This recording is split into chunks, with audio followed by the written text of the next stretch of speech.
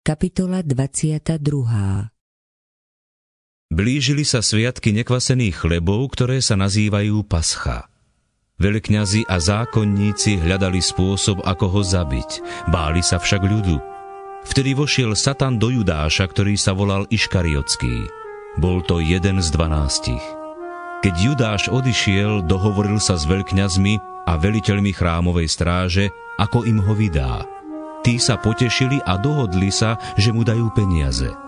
On súhlasil a hľadal vhodnú príležitosť, ako im ho zradiť za neprítomnosti ľudu. Prišiel deň nekvasených chlebov, keď mal byť zabitý veľkonočný baránok.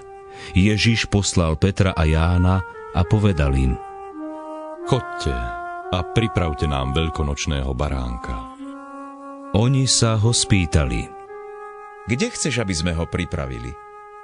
Odpovedal im: Keď budete vchádzať do mesta, stretne vás človek, ktorý bude niesť džbán vody. Chodte za ním do domu, kde vojde. A majiteľovi domu povedzte: Učiteľ ti odkazuje.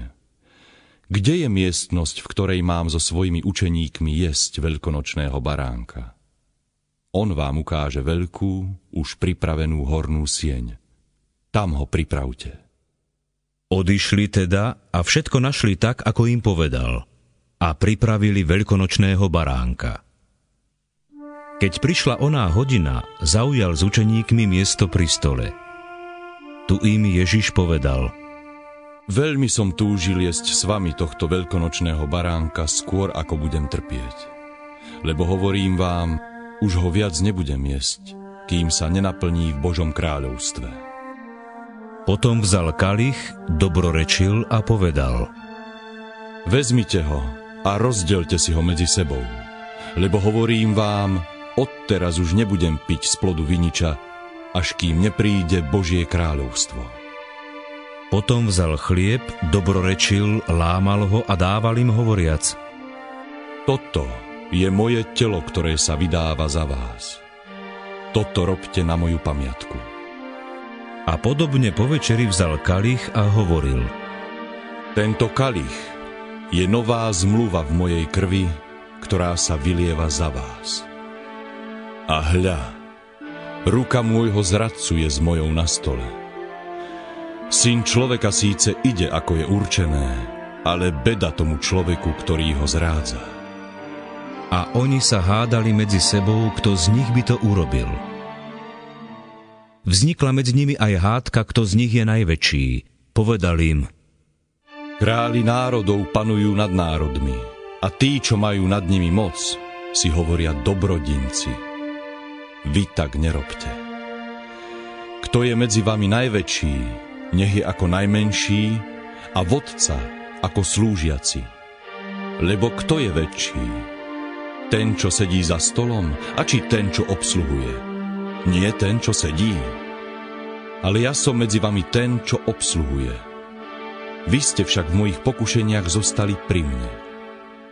A ja vám dávam kráľovstvo, ako ho mne dal môj otec, aby ste jedli a pili pri stole v mojom kráľovstve, sedeli na trónoch a súdili 12 kmeňov Izraela. Šimon, hľa, Satan si vás vyžiadal, aby vás preosial ako pšenicu. Ale ja som za teba prosil, aby tvoja viera nezanikla. A ty, až sa raz obrátiš, posilňuj svojich bratov.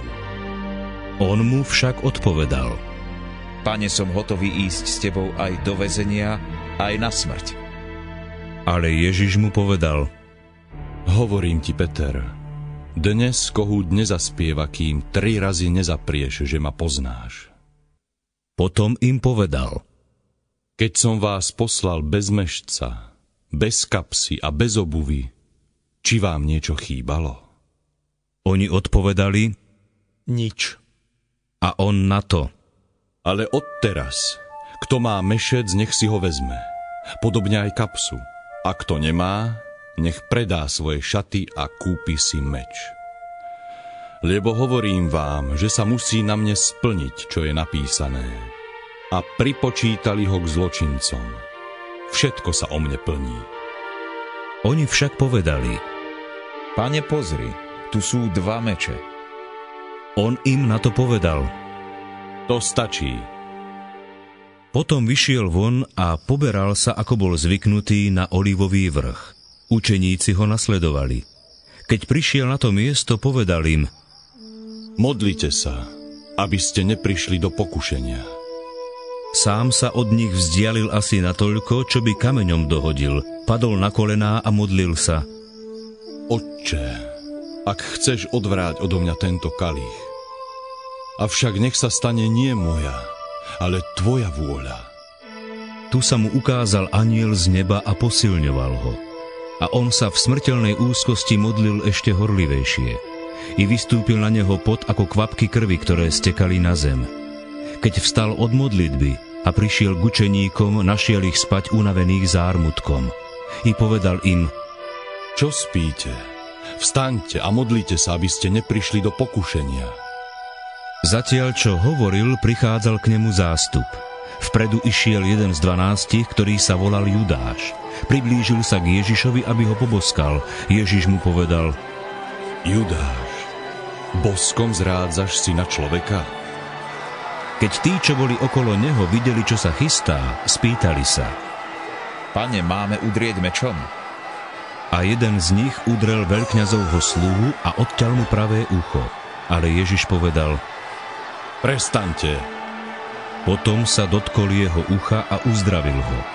Vtedy povedal Ježiš veľkňazom, veliteľom chrámovej stráže a starším, čo prišli za ním: Ako na lotra ste vyšli na mňa s mečmi a kými. Denne som bol s vami v chráme a nevzťahli ste na mňa ruky. Ale toto je vaša hodina a moc tmy.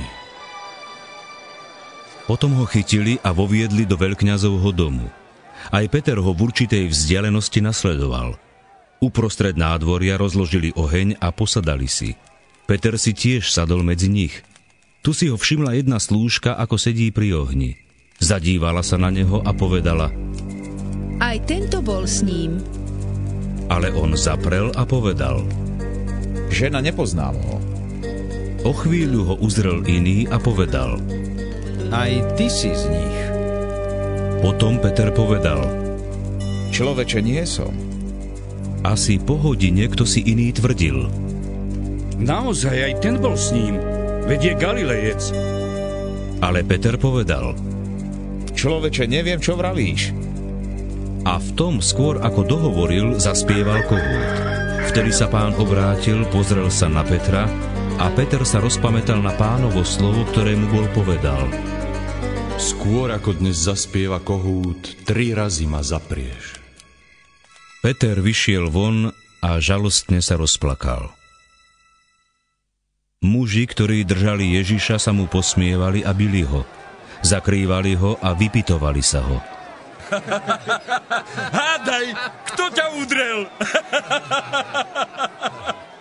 A mnoho ďalších rúhavých slov vyslovili proti nemu. Keď sa rozvidnilo, zišli sa starší z ľudu, veľkňazi a zákonníci, zaviedli ho do svojej velerady a hovorili: Ak si ty Kristus, povedz nám to. On im odvetil: Aj keď vám poviem, neuveríte. A keď sa aj spýtam, neodpoviete mi.